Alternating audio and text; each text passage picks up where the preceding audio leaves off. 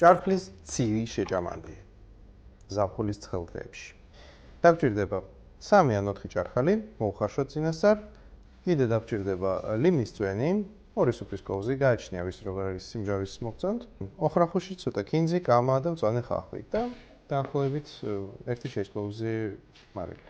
წვრილად დავხეხოთ ჭარხალი.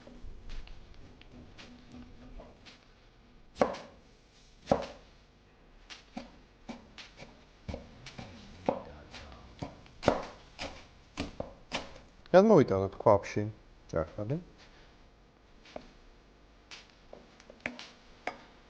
წვანილი. და ბოლოს ყველაზე რთულად საშუალო ინგრედიენტი სივი წყალი.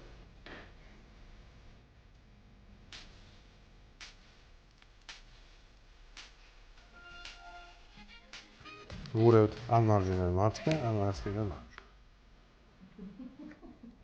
ლიმნის წვენი. 2 სუფრის კოვზი. 1 ჩაის კოვზი მარილი. გრილი, დიეტური, ძალიან გემრიელი სუპი, გზად არის. გაამოთ.